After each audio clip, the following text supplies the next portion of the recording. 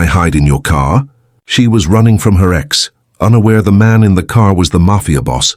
Rain hammered against the pavement as Elena's bare feet slapped against the wet concrete, her breath coming in ragged gasps that tore through her chest like knives.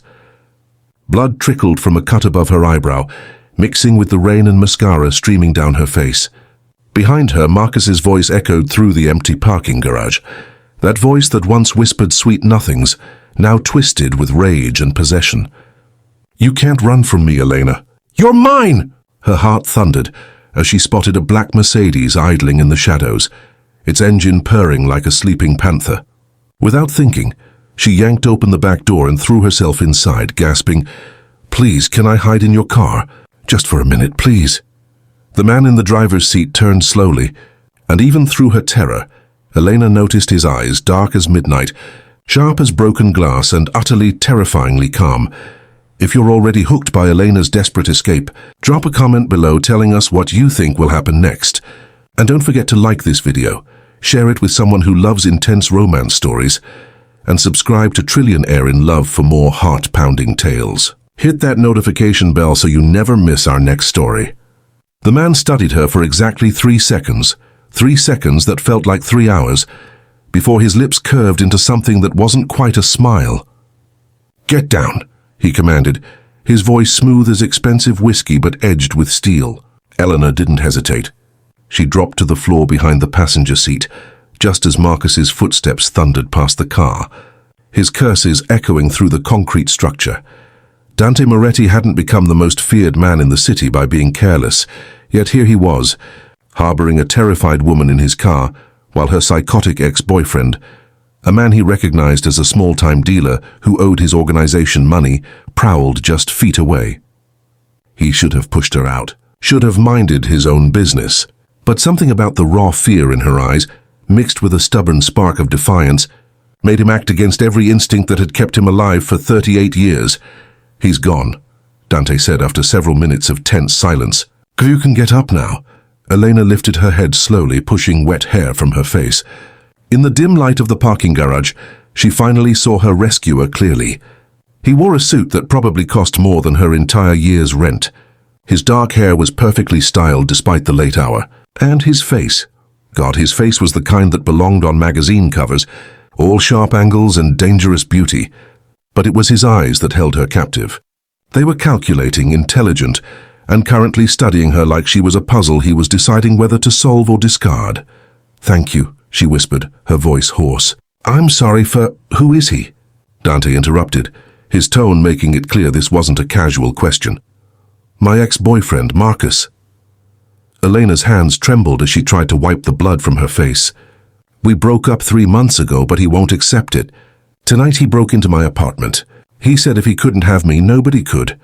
Her voice cracked on the last words, and she hated herself for showing weakness in front of this stranger. Dante's jaw tightened, almost imperceptibly. "Marcus Delaney." Elena's eyes widened. "You know him." "He owes me money." Dante reached into his glove compartment and pulled out a pristine white handkerchief, handing it to her. A significant amount, which makes this situation complicated. As Elena pressed the handkerchief to her bleeding eyebrow, the pieces started clicking together. The expensive car, the calm demeanor in a dangerous situation, the way he spoke about being owed money like it was a death sentence. "Who are you?" she asked, though part of her didn't want to know the answer. "Someone you should probably be more afraid of than your ex-boyfriend," Dante replied, but his tone held no threat. "But tonight I'm just the man whose car you chose to hide in." He pulled out his phone, typed something quickly, then looked back at her. "Do you have somewhere safe to go?" Elena's laugh was bitter. "My apartment isn't safe. My sister's place isn't safe. He knows all those addresses. I have about $43 in my pocket, and nowhere to run that he won't find me." Dante was quiet for a long moment, weighing options he knew he would regret. "I have a property, a penthouse downtown that's currently empty. You can stay there tonight. Why would you help me?"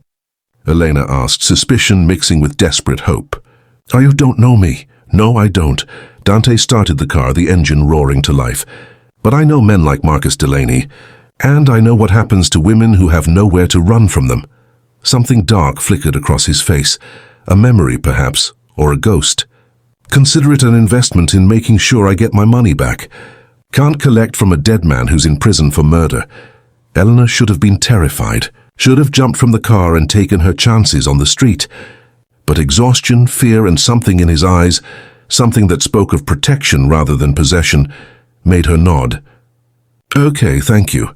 The penthouse was like something from a dream. Floor-to-ceiling windows overlooked the glittering city. Modern furniture arranged with precise care, and a kitchen that looked barely used. Dante gave her a brief tour, showed her the guest bedroom and bathroom, and set a phone on the counter. My number is programmed in, he said. You use this phone only to contact me. Your old phone stays off. Don't turn it on, don't check it. Marcus can track it. How do you know so much about this? Elena asked, clutching the phone. Because I know how men like him think. They treat women like property they own, and they don't accept losing what they believe belongs to them. Dante moved toward the door, then paused. There's food in the refrigerator. Clothes in the guest closet that should fit. They belong to my cousin. She stays here sometimes. The building has security. You're safe here. Wait, Elena called as he reached for the doorknob. Why are you really doing this? The truth. Dante turned back, and for just a moment the mask of cold control slipped. Because 10 years ago my sister ran from a man like yours, and she didn't find anyone's car to hide in. The silence that followed was heavy with unspoken tragedy. Get some rest, Elena. We'll figure out the next steps tomorrow. Over the next 2 weeks, Elena's life became surreal. Dante assigned her a security detail. Men in sharp suits who looked like they could kill with their bare hands, but treated her with surprising courtesy. He helped her file a restraining order, though his methods were far more effective than any legal document. Marcus Delaney disappeared into the wind after one of Dante's men had a conversation with him about respecting boundaries and paying debts. But what surprised Elena most was Dante himself. He visited the penthouse every evening, initially to check on her safety. Those check-ins turned into conversations over coffee, then dinners, then long nights where they talked about everything except what he did for a living, and why she'd stayed with Marcus as long as she had. I thought I could save him, Elena admitted one night, curled up on the couch while rain pattered against the windows. He was sweet at first, attentive. Then it became controlling, jealous, angry. But by the time I realized what was happening, I was isolated from everyone I cared about. He'd convinced me that I needed him, that I was nothing without him. Dante's hand clenched around his glass of whiskey. You are not nothing, Elena. You're a woman who was brave enough to run when it mattered, strong enough to ask for help when you needed it, smart enough to know that love should never feel like a cage. Is that what happened to your sister? Elena asked softly. She couldn't run? For a long moment, Dante stared into his glass. Maria stayed because she had a daughter with him. She thought she was protecting her child by keeping the family together. Until one night when he went too far and she couldn't run anymore. His voice was hollow, scraped raw by old grief. I found them the next morning. I was 18. And I swore that day I would never be powerless again, and never let another woman suffer like that if I could prevent it. Elena reached across the space between them and took his hand. He stiffened at first. Dante Moretti was not a man who accepted comfort, but then his fingers curled around hers, holding on like she was an anchor in a storm he'd been weathering alone for too long. I'm sorry, she whispered. Don't be sorry. Just promise me something.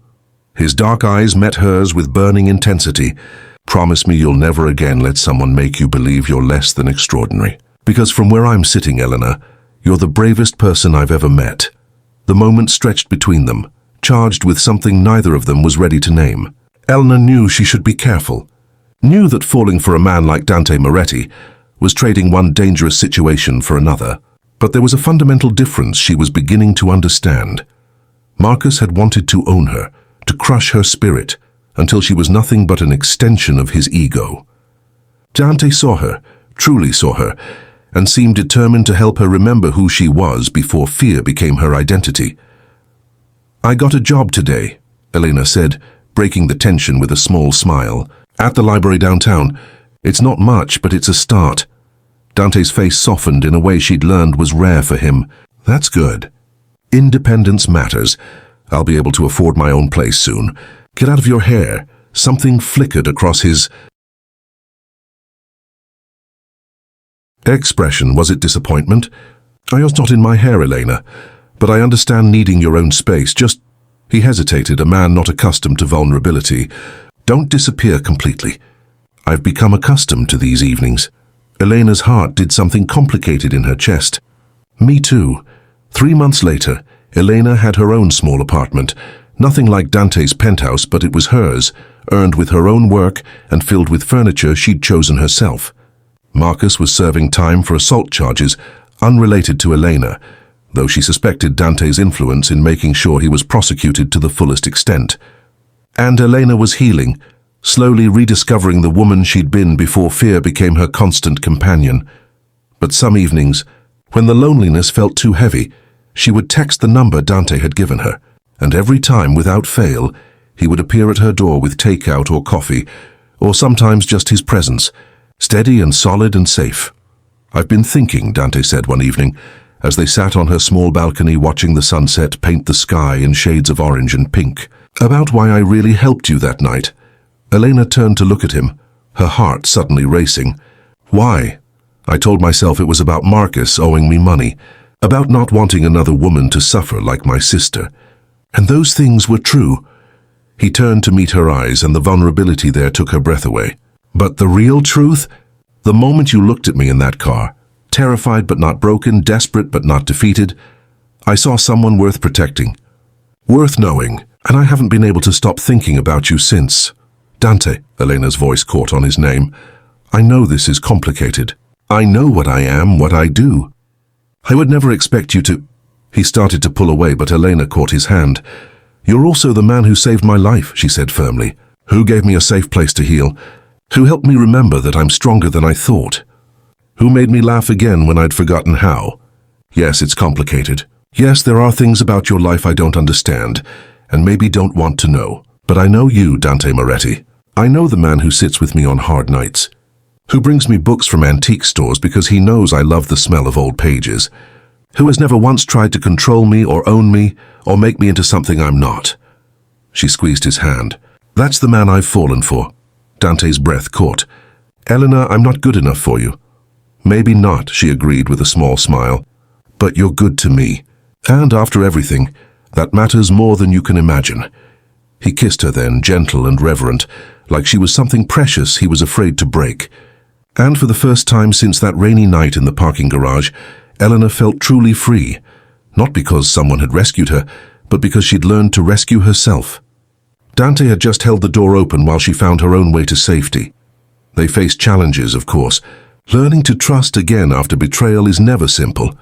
Building a relationship between a reformed trauma survivor and a man whose business lived in moral gray areas required honesty, boundaries, and constant communication. There were moments when Elena's fear spiked at raised voices or sudden movements, and moments when Dante's protective instincts threatened to become controlling. But each time they chose to work through it, rather than run from it. Each time they chose trust over fear. 6 months later, as Elena unlocked her apartment door after her shift at the library, she found Dante inside cooking dinner, something he'd learned to do for her. Despite having chefs on call, "Rough day?" he asked, noting the exhaustion in her eyes. "Just long." She wrapped her arms around him from behind, breathing in the sandalwood scent of his cologne. "But better now. I have something for you," Dante said, turning in her embrace. He pulled a small box from his pocket, and Elena's heart stuttered. "Before you panic, it's not what you think." "Not yet, anyway." He opened it to reveal a key. "The penthouse downtown. I want you to have it. Not to live in. I know how much this place means to you. But as a reminder that you always have a safe place to run to, and as a promise that I will always be that safe place for you, if you'll have me." Elena's eyes filled with tears, but these were different from the ones she'd cried that rainy night.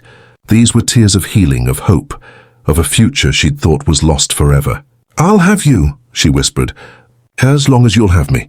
Always," Dante promised, and kissed her like he meant it, because sometimes the scariest moments of our lives lead us to exactly where we need to be. Sometimes the people we're told to fear are the ones who teach us how to be brave. And sometimes asking, "Can I hide in your car?" is actually asking, "Can someone finally see me? Can someone help me remember I'm worth saving?" Elena had learned that she didn't need a mafia boss to rescue her. She'd saved herself by having the courage to run, to ask for help, to refuse to accept that fear and pain were all she deserved. But having someone stand beside her while she rebuilt herself, someone who saw her strength even when she'd forgotten it existed, that was the real gift. That was the real love story. Not a woman saved by a powerful man, but two broken people who decided that together they could build something whole. Thank you so much for watching this emotional journey of Elena and Dante. If this story touched your heart, we'd love to hear from you in the comments. Tell us your favorite moment or what you think happens next in their story. And please show some love to Trillion Air in Love by hitting that like button, sharing this video with friends who appreciate powerful romance stories, and subscribing to our channel for more captivating tales of love, danger, and redemption. Ring that notification bell so you never miss our next story. Your support means everything to us, and we can't wait to bring you more unforgettable stories. Until next time, remember, you are always stronger than you think, braver than you believe, and worthy of love that sets you free rather than holds you captive. Stay safe, stay strong, and keep believing in second chances.